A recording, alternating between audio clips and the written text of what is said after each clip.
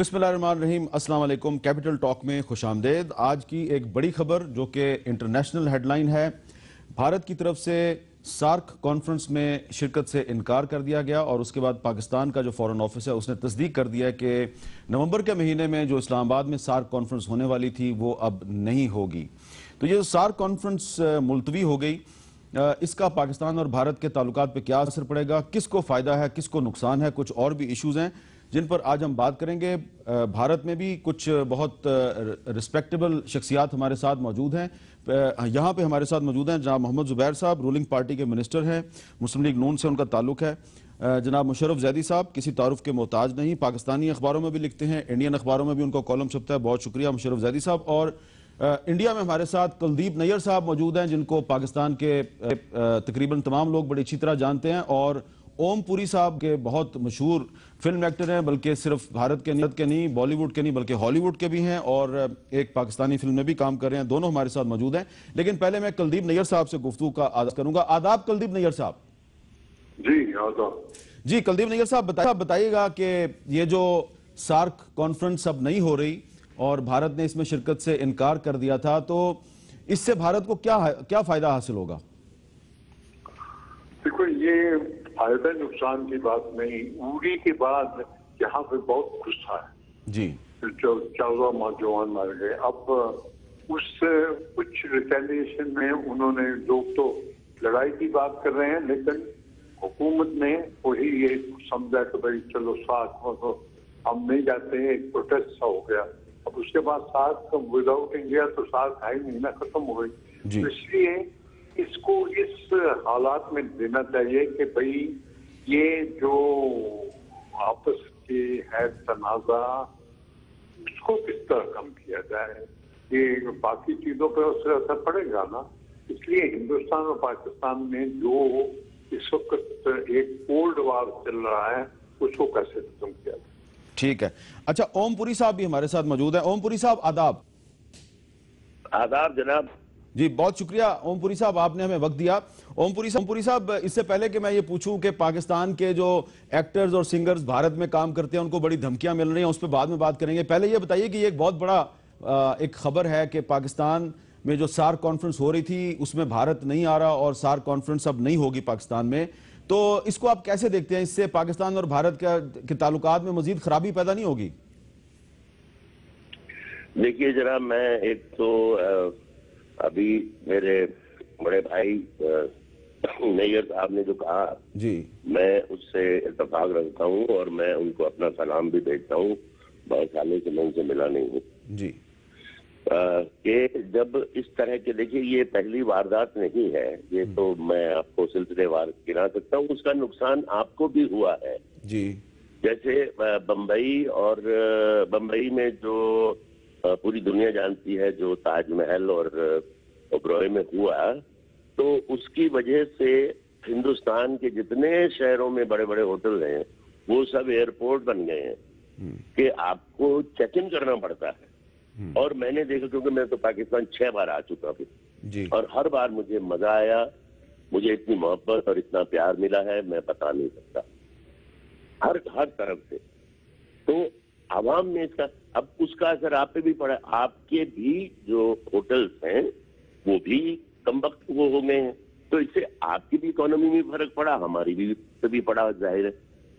तो ये जो चीज है, अब इसको ये बार बार ये लोग कौन हैं, कहाँ से आते हैं, और फिर आपके यहाँ कुछ लोग जो तकरीरें देते हैं और आम घूम रहे हैं, हमें भी मालूम है।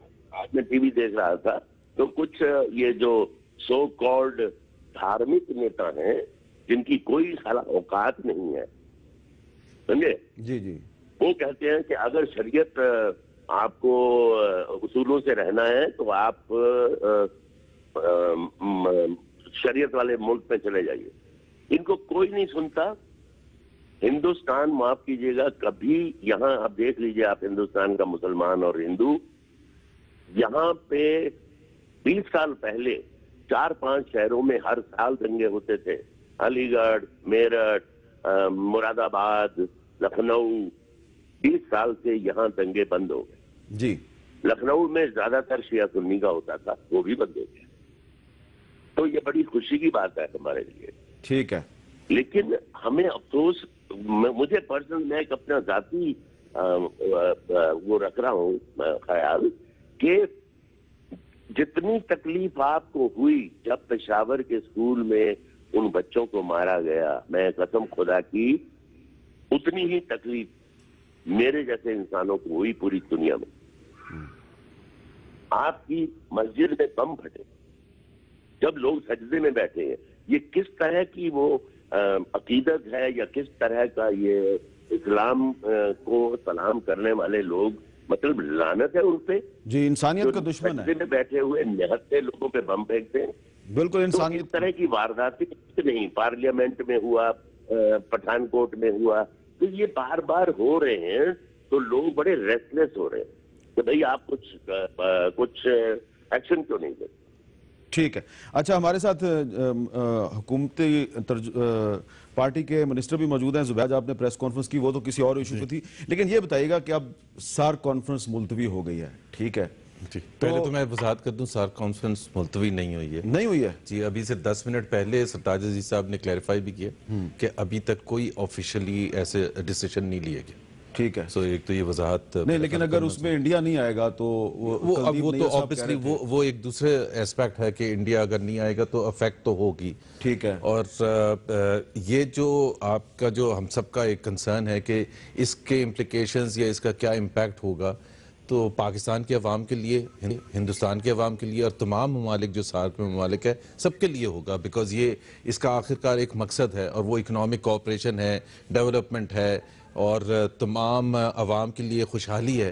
तो अगर मिलना ही इतना मुश्किल है तो बात की तो जो भी डिसीजंस होते हैं और उसकी इम्प्लीमेंटेशन होती, मेरा ख्याल है पाकिस्तान इंडिया रिलेशंस के हवाले से जो अनफॉर्चुनेट बात है वो मैं ये कहता हूँ कि it's a process of 1 step forward and 2 step backwards, कि इतनी एफर्ट होती है। और ख़ास तौर पर प्राइम मिनिस्टर नवाज शरीफ, मेरा ख्याल है, और मैं अपने इंडियन दोस्तों को भी ये कहता हूँ कि प्राइम मिनिस्टर का जो हमेशा से, जो वाजपेयी साहब 99 में एक ब्रेक थ्रू, एक मेजर ब्रेक थ्रू था कि बीजेपी के, उस वक्त तसव्वुर भी नहीं किया जा सकता था कि बीजेपी के एक लीडर पाकिस्तान में आएंगे और फिर मीनारे पाकिस्तान में जाके वो कमिटमेंट भी करेंगे जो पाकिस्तानी सुनना चाहते थे कि जी इंडियंस ने दिल से एक्सेप्ट किया पाकिस्तान का वजूद।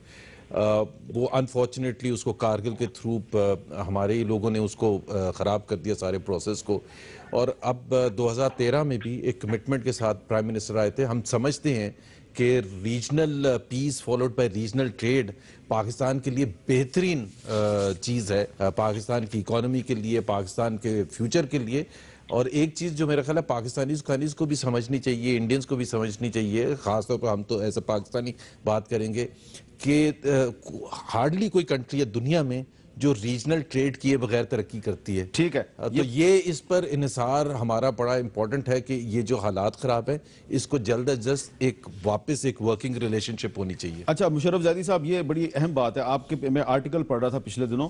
इस वक्त हम देखें तो श्रीनगर मुजफ्फराबाद के दरमियान बस चल रही है, दिल्ली और लाहौर के दरमियान बस चल रही है, हवाई जहाज भी चल रहे हैं, ट्रेन सर्विस भी चल रही है जिसको आप समझौता एक्सप्रेस कहते हैं, और थर एक्सप्रेस भी चल रही है, फिर ये ट्रेड भी चल रही है, 137 आइटम्स की ट्रेड तो हो रही है, वीज़े भी लग रहे हैं, सब कुछ हो रहा है, सार्क कॉन्फ्रेंस नहीं हो रही। तो इंडिया के लोग समझ रहे हैं कि इसका इंडिया को फायदा है सार्क कॉन्फ्रेंस अगर नहीं हो रही।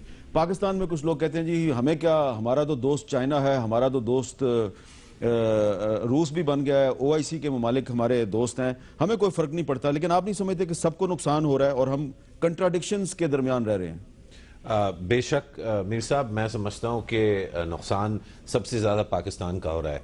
किसी तरह की भी कशीदगी इस खित्ते में किसी मुल्क के साथ भी हमारी होगी तो सबसे बड़ा नुकसान हमारा होगा। अगर आप गौर से जोग्राफिया देखिए पाकिस्तान का, तो बहुत अल्लाह मियाँ ने नवाजा है पाकिस्तानियों को, एक ऐसा प्लॉट हमें अल्लाह मियाँ ने दिया है जो जिन्ना साहब के थ्रू, कायदे आज़म के थ्रू हमें मिला है, जिसके फ़ायदे ही फ़ायदे हैं अगर हमें इस प्लॉट को इस्तेमाल करने हम सीख लें। लेकिन बजाय इसको सीखने के अजीब एक, मतलब मैं समझता हूँ बड़ा अलमिया है कि किसी मुल्क के साथ भी जो बिल्कुल हमारे बॉर्डर पे हैं उनके साथ हमारे मामलात जो हैं वो ठीक नहीं है। अब उसमें काफ़ी गलतियां उन ममालिक की भी हैं। हिंदुस्तान ने कभी भी कोई कसर नहीं छोड़ी कि यहाँ पे जिन लोगों को शक व शुबहात थे उनको फीड करना जो है वो हिंदुस्तान ने अपना एक मतलब वो बनाया हुआ है, मकसद बनाया हुआ है। हिंदुस्तान की हुकूमत जी, हिंदुस्तान के लोग तो जिस तरह ओमपुरी साहब ने बात की, बहुत प्यारे लोग हैं। जिस तरह हमारे लोग, मैं समझता हूं हमारे लोग थोड़े से ज्यादा प्यारे हैं, लेकिन वो उस पर डिबेट हो सकती है। लेकिन हुकूमतों ने एक दूसरे की मतलब टांगे मतलब काटने में, अंडरमाइन करने में कोई कसर नहीं छोड़ी। अब ये जो ओमपुरी साहब कह रहे हैं थे आगे देखो उथे भी बड़े सोने लोग ने, मैं आना इंशाल्लाह। लेकिन अभी बहुत प्यार, ऐसे भी तो बहुत प्यार मिलू जी। नहीं, और मैं जब भी गया हूं मेरा यही इत्तेफाक रहा है। लेकिन असल में ये आप देखिए कि जब भी तरक्की होना शुरू होती है दोनों ममालिक के दरमियान, तो ऐसा कोई सानिया या ऐसा कोई वाकया हो जाता है जिसकी वजह से दोनों ममालिक एक दूसरे से फिर हट जाते हैं। इसका मतलब ये, अब हम या तो ये रोना रो सकते हैं कि जी ये हमारे साथ हो जाता है, हिंदुस्तानी कहेंगे कि ये लोग करते हैं, हम कहेंगे नहीं ये लोग नहीं, ये लोग करते हैं। इस डिबेट में मत पड़िए। ये सोचिए कि रियासत का और रियासत के ऊपर जिम्मेदारी जो है वो ज्यादा बड़ी है या कुछ छोटे छोटे गिरोह हैं उनको हम ये ताकत और कुव्वत दे दें कि वो हम एक दूसरे से अलग कर दें। अच्छा, कुलदीप नैयर साहब, ये जो कुछ गिरोहों की बात हो रही है, यानी कि नॉन स्टेट एक्टर्स, हमारी स्टेट्स के अंदर कुछ नॉन स्टेट एक्टर्स हैं, तो वो भी तो कह रहे हैं कि हमने आपके इंडियन मीडिया पे देखा कि एक हिंदू एक्सट्रीमिस्ट ऑर्गेनाइजेशन कह रही थी कि जो पाकिस्तान के प्राइम मिनिस्टर नवाज शरीफ का सर काट के लाएगा उसको 1 करोड़ रुपया इनाम मिलेगा। तो क्या इस किस्म की जो ऑर्गेनाइजेशंस हैं, क्या आप नहीं समझते कि ठीक है पाकिस्तान में भी होंगी इस तरह की, लेकिन इंडिया में भी हैं और दोनों तरफ नॉन स्टेट एक्टर्स जो हैं वो नफरत फैलाने में उन्होंने कोई कसर नहीं छोड़ी? ये ठीक है आपका कहना कि दोनों तरफ ऐसी हैं ऑर्गेनाइजेशन जो नफरत फैला रही हैं और कुछ नहीं, और उनका मकसद भी नफरत नहीं है। उनका मकसद तो अपना पता नहीं क्या इंटरेस्ट है उसको करने के लिए। अब ये जो है इनको किस तरह हम अलग करें या किस तरह इनको चुप करें ताकि आपस में हिंदुस्तान और पाकिस्तान में जो बात है, आवाम में है, प्यार है, वो किसी तरह जाहिर हो, ताकि ये रोज रोज का झगड़ा छोटी छोटी बातों पे, तो एक गिरोह है जिनका काम भी ऐसा है, लेकिन हम अपने एक कारवां है चल रहा है उसको इधर उधर ना हो और किसी का हम मंजिल को पहुंचे। जी ओमपुरी साहब, मैं आपसे पूछता हूं कि ये जो कुछ लोग कभी मुंबई में कभी दिल्ली में कहते हैं कि पाकिस्तानी एक्टर सिंगर, ये जो आपने अभी फरमाया कि हिंदुस्तान से किसी ने कहा कि सर कलम करके लाओ और हम 1 करोड़ देंगे, ये कौन, कुछ आपको पता तो होगा ना कौन किस शख्स ने कहा? ये हमने आज तक टीवी पे देखा था और उस तंजीम का हिंदू महासभा मोर्चा को इस तरह का नाम था, उसके लीडर थे जिन्होंने प्रेस कॉन्फ्रेंस की। कीजिए, ऐसा मैंने जुमला कभी भी यहाँ नहीं सुना है। और पिछली बार जब बंगाल में किसी बदतमीज ने, मैं उससे ज्यादा स्ट्रॉन्ग वर्ड कहना चाहूंगा लेकिन वो अलाउड नहीं है टीवी पे, और मैं तो पंजाबी हूँ जी, तो के अपने मोहम्मद साहब की तौहीन की थी जी, और उन्होंने कहा कि भाई जो इसका वो सर कलम करके लाएगा हम ये करेंगे वो करेंगे, और सरकार ने फौरन एक्शन लिया। लेकिन उसके बाद भी नहीं, लेकिन ये हमारे टीवी पे भी चलता रहा है, इंडियन टीवी पे भी चलता रहा है। देखो मेरी जान, मेरे दोस्त, दोनों तरफ के गैर जिम्मेदार मीडिया जो है जी, वो कसम से आप कभी एक बार एक टेबल पे बैठ जाओ ना, वहां या यहाँ कभी कोई कॉन्फ्रेंस हुई है जिसमें आपका मीडिया हमारा मीडिया एक साथ बैठा हो? कई दफा हुई है, मैंने कई दफा ऐसी कॉन्फ्रेंसें अटेंड भी की हैं, और ये मुशर्रफ जैदी साहब भी ऐसी कई कॉन्फ्रेंसें अटेंड कर चुके हैं। और आमतौर पे जब हम इंडियन जर्नलिस्टों को मिलते हैं तो हमारी बड़ी अच्छी गुफ्तगू होती है उनके साथ, आपके साथ भी बड़ी प्यार मोहब्बत से बात होती है। लेकिन अभी मैं आपसे ये पूछ रहा हूं कि ये जो पाकिस्तानी सिंगर्स को, एक्टर्स को थ्रेट किया जा रहा है इंडिया में, मैं एक गुजारिश करना चाहूंगा जी कि हमारे दुश्मन जो है ना वो कॉमन है। हाँ, तो उन कॉमन दुश्मनों को हम मिलके क्यों नहीं ढूंढ सकते? ये अच्छी बात है। अब जो बच्चे 10-12 बच्चे जो आए थे समुद्र के जरिए बॉम्बे में, तो वो कहाँ से आए थे? हमें दोनों को मिलके पता करना चाहिए। बिल्कुल ठीक है। हमें भी पता करना चाहिए कि आपके बच्चों पे किस कमबख्त ने हमला किया। हाँ ठीक है, लेकिन ये आज मुझे अभी जी आज मुझे एक ईमेल आया सर पाकिस्तान से। जी, मैं उनका शुक्रगुजार हूँ। मुझे नहीं मालूम वो कौन साहब हैं। उन्होंने मुझे एक शेर भेजा है, तो मैं आपको सुनाना चाहता हूँ। जी सुनाइए, बिल्कुल, बिस्मिल्लाह कीजिए।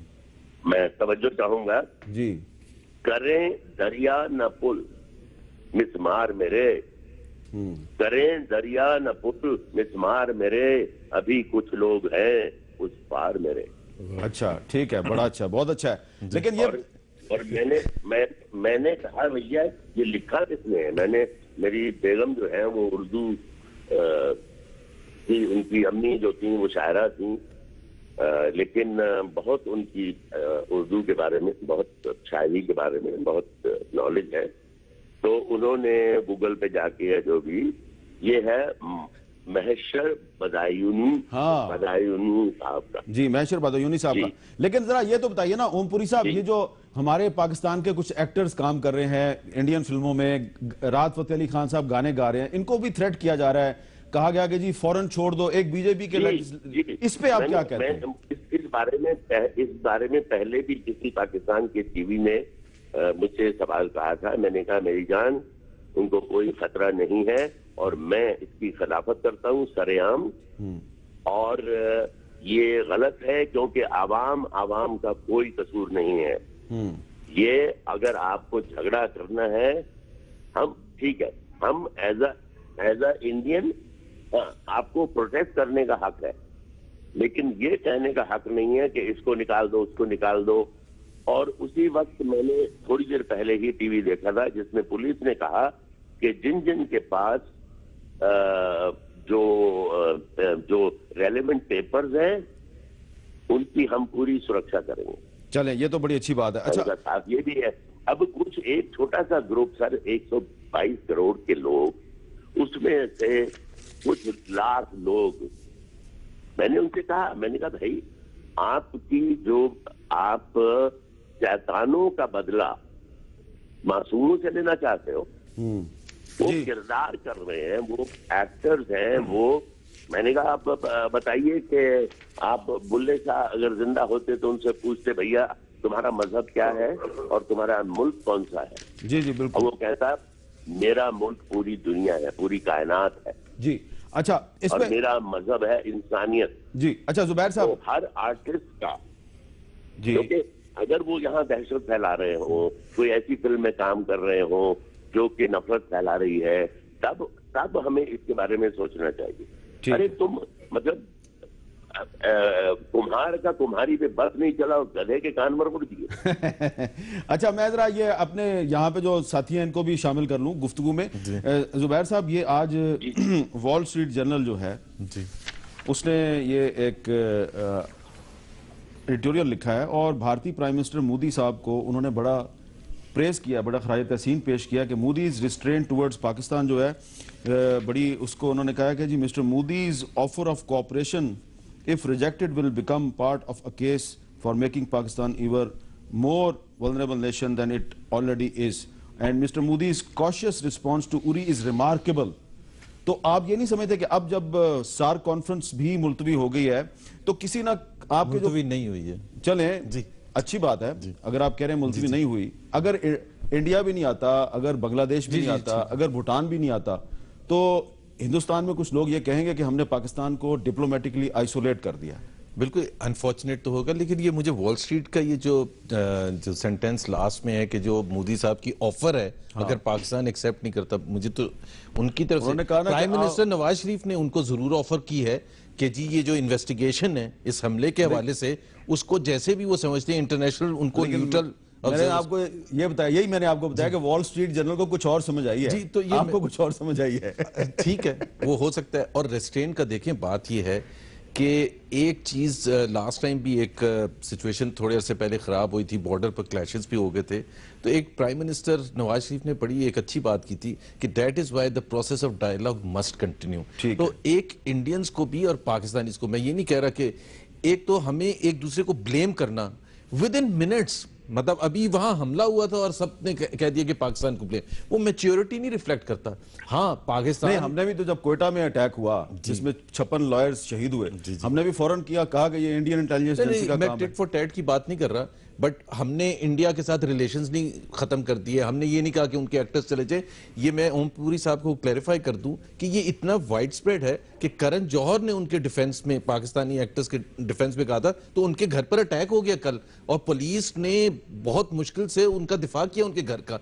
तो मेरा ख्याल है थोड़ा सा इंडियंस को, पिछली दफा भी जब हमारी क्रिकेट एडमिनिस्ट्रेटर्स गए थे, आपको याद है नजम सेठी गए थे और शहरियार साहब गए थे, तो बीसीआई के ऑफिस में नहीं जा सके थे, वहां से उनको भागना पड़ा था। तो हमारे यहाँ मेरा ख्याल है हम बिल्कुल रिस्पांस हमारा भी कई दफा इमेच्योर होता है, लेकिन इतना नहीं होता कि हम किसी के बुला के और इस तरह से वापस। अच्छा, कुलदीप नैयर साहब, आप बहुत पुराने डिप्लोमेट भी हैं, आप सहाफी भी हैं, आपकी किताबें भी हैं, आपका लाहौर से भी एक ताल्लुक है, आपका सियालकोट से भी ताल्लुक है, आप एफसी कॉलेज लाहौर में पढ़ते रहे, आप लॉ कॉलेज लाहौर में पढ़ते रहे, फिर आप कॉलम लिखते हैं, 80 अखबारों में आपका कॉलम छपता है, 14 डिफरेंट लैंग्वेजेस में, तो आपकी रीच बहुत ज्यादा है। आप श्रीनगर भी जाते हैं, फिर आप पिछले दिनों भी वहां पे गए थे, आपकी सबसे बात होती है। ये टेंशन जो है दोनों ममालिक में, ये आप साल हर साल से देख रहे हैं। जब भी हम बातचीत करते हैं तो सारे यही कहते हैं, इंडियंस भी पाकिस्तानी भी, कि जी हमें मिलजुल के रहना होगा। लेकिन अब आप ये नहीं समझ रहे कि ये जो आपके मैंने पिछले 3-4 आर्टिकल पढ़े, उसमें भी आपने लिखा कि कश्मीर की सूरत हाल काफी खराब है। ये मसला हल किए बगैर हम आपस में एक दूसरे के साथ किस तरह दोस्ती कर सकते हैं? देखिए, कुछ लोग जो ऐसे हैं जिनको हम टेररिस्ट कहते हैं, वो सिंगल आउट कर यहाँ होते हैं और वो पाकिस्तान में रहते हैं और पाकिस्तान से ही फिर अटैक करते हैं, तो ये हिंदुस्तान में बहुत गुस्सा होता है इस पे। ये देखिए क्या हो रहा है। इसलिए आप अपनी सॉइल जो है किसी को इस्तेमाल न कर रहे थे जो कि हिंदुस्तान पे हमला करता है या हिंदुस्तान को तंग करता है। अपना सॉइल जो है आप रखिए अपने, ठीक है, आपके ख्यालात जो है वो ठीक है, लेकिन अपनी जमीन कभी उनको न दीजिए इस्तेमाल करने को, या ना वो करें।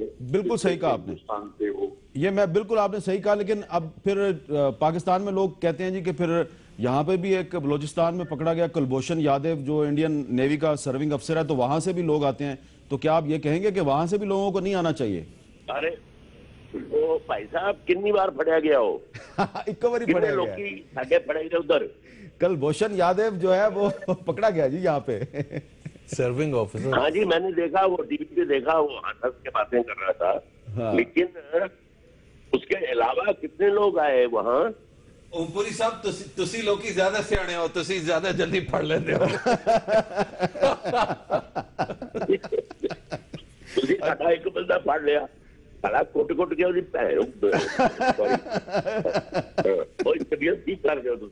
नहीं चले ना। अच्छा, मैं ओमपुरी साहब भी हैं, कुलदीप साहब से जो आपने कहा कि कश्मीर का मसला हल किए, मेरा ख्याल है इंडियंस जो मिस्टेक करते हैं, अभी भी जो मूवमेंट चल रही थी, और अगर आप हिस्टोरिकली भी जाके देखें कि इंडियंस का गिला शिकवा सिर्फ पाकिस्तान से है, और उसके बदले में बदला कश्मीरी से लेते हैं।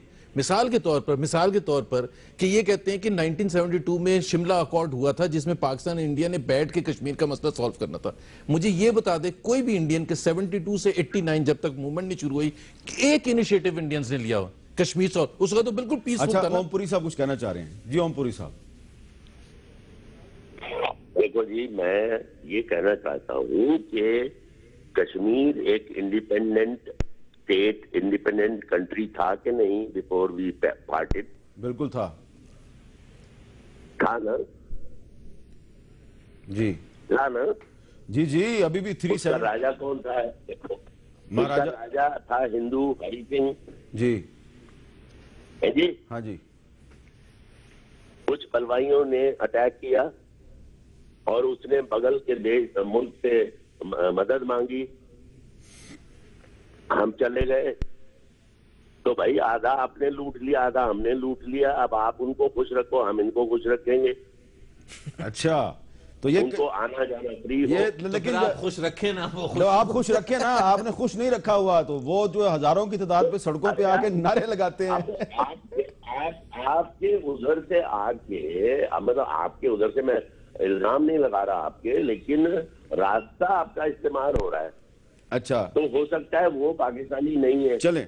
अच्छा, लेकिन रास्ता तो आपका इस्तेमाल हो रहा है ना। लेकिन ओमपुरी लेकिन साहब, इसमें मैं जो सवाल है कि कश्मीरीज का क्या कसूर है, मैं हाँ, सिर्फ ये पूछ बहरहाल इसमें कश्मीरीज का बुरहान ने जो मूवमेंट शुरू की और उसकी वजह से पूरा कश्मीर जो था एक ऐसी सिचुएशन में आ गया, मुझे सिर्फ ये बता दे सारा वो डिस्कशन खत्म हो गई और अब ये हो गया कि पाकिस्तान ने यहाँ से बंदे भेजे थे। अच्छा, अब मेरा ख्याल है कि ओमपुरी साहब ने भी काफी अच्छी गुफ्तगू की है, बहुत अच्छी गुफ्तगू आपने भी अच्छी गुफ्तगू किया है। आपका भी शुक्रिया और उनका भी शुक्रिया कि हमने कोई शाउटिंग मैच नहीं किया, एक दूसरे के साथ अपनी अपनी बात किया, बड़ी तहजीब और इखलाक के दायरे में रह के।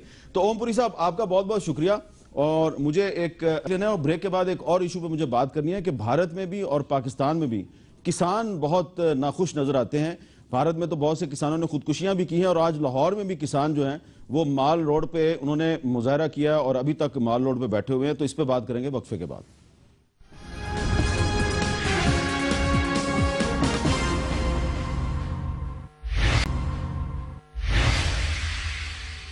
वक्फे के बाद गुफ्तगू में दोबारा खुशामदीद। वक्फे से पहले हम पाकिस्तान और भारत के ताल्लुकात पर बातचीत कर रहे थे। इस वक्त दोनों मुल्कों में काफ़ी कशीदगी है, लेकिन दोनों मुल्कों के कुछ मसाइल ऐसे हैं जो कि लगता यह है कि मुश्तरका और साझे मसाइल हैं। जैसे कि भारत में भी पिछले कुछ सालों से जो किसान हैं वो काफ़ी एहतजाज कर रहे हैं और पिछले 8-10 साल में तकरीबन 2.5 लाख के करीब किसानों ने खुदकुशी कर ली है।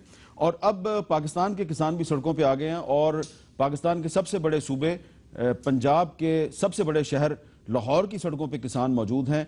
क्यों मौजूद हैं? आज जो किसान रैली थी उससे अपोजिशन लीडर खुर्शीद शाह और पीपल्स पार्टी के रहनुमा कमरुज़्ज़मान कायरा के अलावा कुछ और लोगों ने भी खिताब किया। तो इससे पहले कि मैं पाकिस्तान किसान इत्तेहाद के सदर खालिद महमूद खोखर साहब से बात करूं जो लाहौर में मौजूद हैं, पहले मैं आपको बताऊं कि कुछ देर पहले कमरुज़्ज़मान कायरा साहब ने यहां पर क्या बात की। हिंदुस्तान का किसान इकट्ठा हुआ, वहां पे एहतजाज हुआ तो वो मरदूद मोदी को भी झुकना पड़ा। ये मोदी के यार क्या चीज है, आप इकट्ठे हो, हम आपके साथ हैं और आपके जायज हक लेते रहेंगे, लेते रहेंगे, लेते रहेंगे।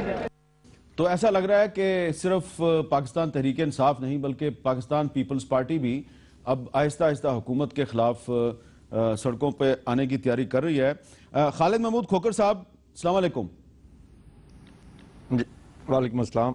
खालिद महमूद खोखर साहब, ये बताइएगा कि ये जो किसान रैली है इसका क्या मकसद है? क्या इतना बड़ा मसला है आपका कि आप लोगों ने माल रोड लाहौर को ब्लॉक किया, वहां पे किसान रैली की, खुर्शीद शाह, कमरुज़्ज़मान कायरा और दूसरे लोगों को बुलाया?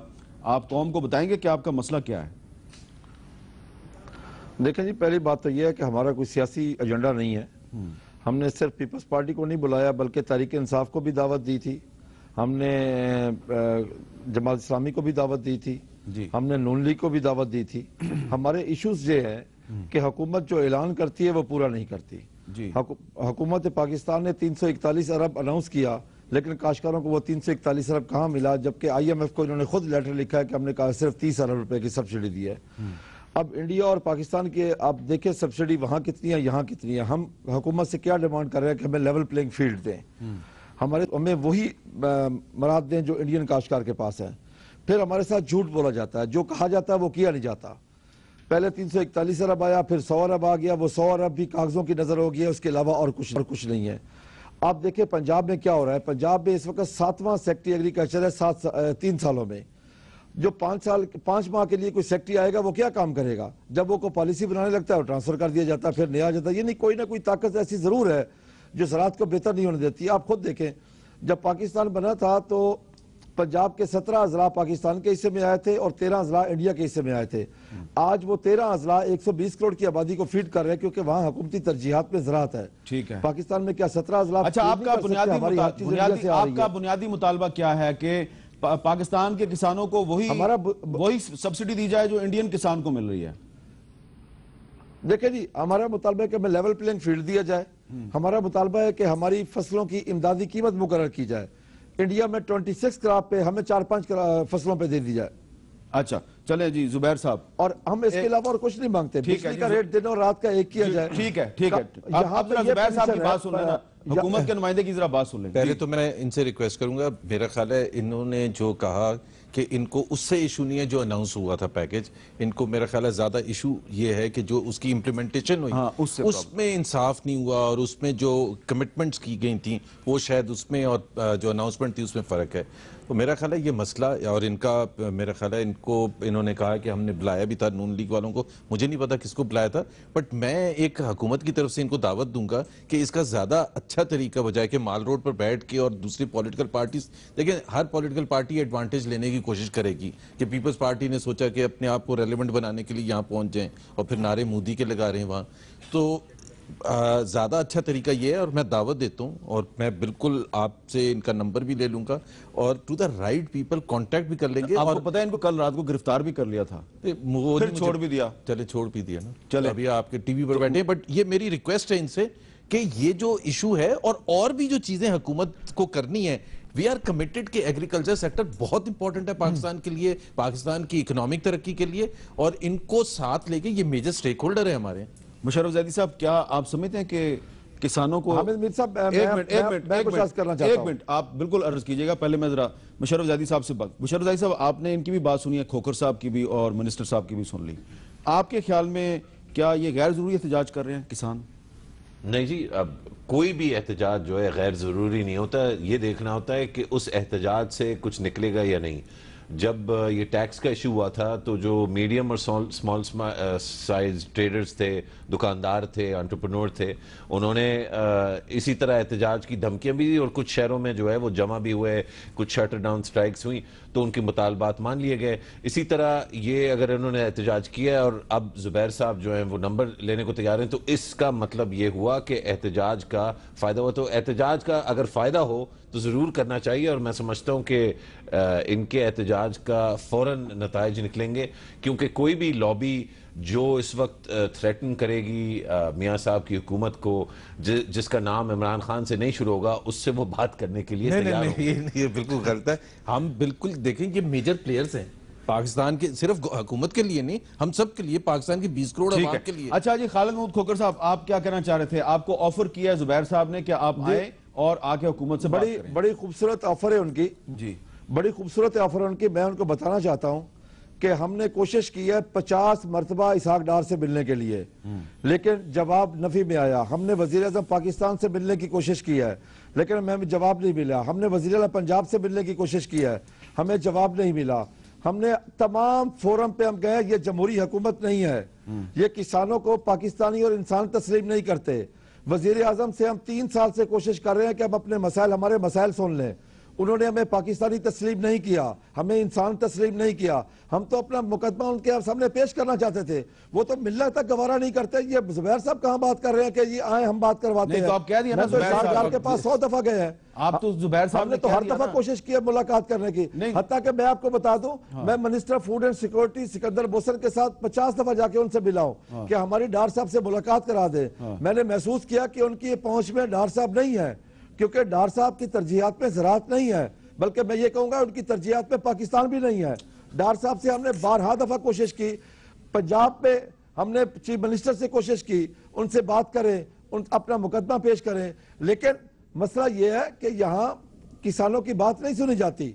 हुकूमत ये नहीं समझती कि अच्छा, अब आप ये कह रहे हैं जी कि आप डार साहब को मिलना चाहते हैं, लेकिन जुबैर साहब ने तो आपको ऑफर कर दी। जुबैर साहब देखें, लेकिन इसमें एक और मसला ये हुकूमत का एक मिनट जमहूरी हुकूमत है, एक मिनट आपने जमहूरियत है। खालिद महमूद किसानों को गिरफ्तार कर लिया जाए। खोखर साहब, आप भी थोड़ा जमहूरी रवैया। 4000 काश्तकार इस वक्त जेलों में पड़े हैं, हवालातों में कल के बंद पड़े हैं। 4000 जमहूरियत है। ये एहतजाज करना सुन्नत नवाज शरीफ नहीं है। नवाज शरीफ एहतजाज नहीं करता था, शहबाज शरीफ एहतजाज नहीं करता था। आज काश्तकार जो गल्ला पैदा करके देता है उसको इन्होंने जेलों में बंद किया हुआ है, शर्म आनी चाहिए इनको। अच्छा जी, 4000। अब थोड़ा सा आप, मेरा ख्याल है ये ऐसा रवैया अख्तियार करें कि ये लगे कि आप किसानों के नुमाइंदे हैं, आप किसी पॉलिटिकल पार्टी के नुमाइंदे नहीं है।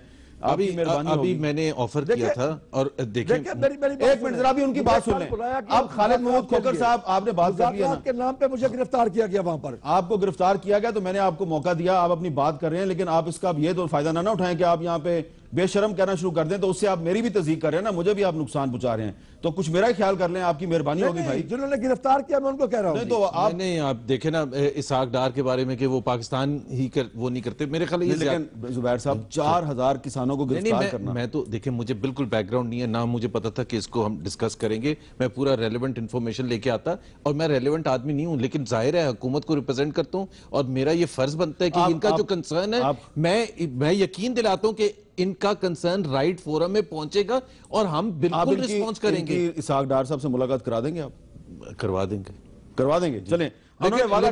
लेकिन उसके लिए देखें बात यह कि he should not represent a political party, अपने जो एग्रीकल्चर सेक्टर के नुमाइंदे की हैसियत से आए और बिल्कुल इस ओपन हार्ट से आए कि जी हमने मसले का हल करना है और एक दूसरे को इल्जाम करने से तो ज्यादा। ठीक है, बहुत बहुत शुक्रिया खालिद महमूद खोखर साहब। मुझे एक वक्फा लेना है और वक्फे के बाद मुशर्रफ साहब से पूछूंगा कि ये मामला किधर जा रहा है।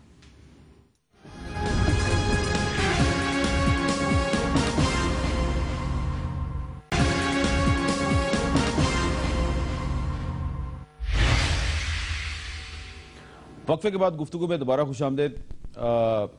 मुशर्रफ जैदी साहब, आपका एक आर्टिकल द न्यूज़ में शाया हुआ जिसमें आपने उड़ी अटैक के बाद 4 क्वेश्चंस उठाए और T20 मैच का भी जिक्र किया आपने उसमें। उस पर तो मैं बाद में आता हूं। ये बताएं कि ये जो इमरान खान और हुकूमत के दरमियान जो मैच हो रहा है, ये T20 मैच है, ये वन डे है, 50 ओवर्स का मैच है या 5 डे मैच है? ये बात भी चलता रहेगा, आपकी क्या रेटिंग? सर ये गली का टेप टेनिस वाला मैच है, ये टेनिस का मैच रमजान टूर्नामेंट है, ये लाइटें लगा के वो टेनिस बॉल पे टेप लगा, नीटो टेप लगा। तो आपके ख्याल में दोनों को हार्ड बॉल से खेलना नहीं आता? नहीं, हार्ड बॉल से खेलना एक को तो आता है, दूसरे को शायद किसको आता है? किसको आता है? जो 3 दफा प्राइम मिनिस्टर बन चुका है और अभी तक बैठा हुआ है, तो उसको हार्ड बॉल से खेलना आता है जी। और आप कह रहे हैं इमरान खान जो है वो टेप बॉल का बॉलर है?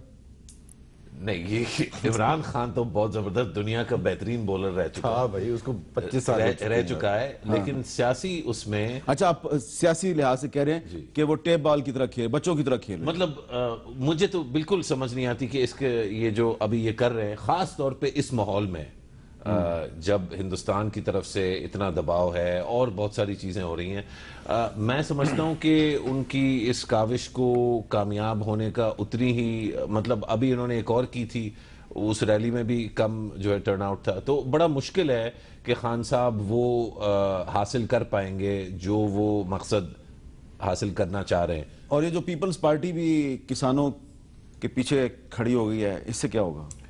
ये पीपल्स पार्टी नहीं, ये पंजाब के जो सरबराह हैं पीपल्स पार्टी के, जिनका सियासी फ्यूचर जो है वो डिपेंड करता है, वो लोग खड़े हुए हैं।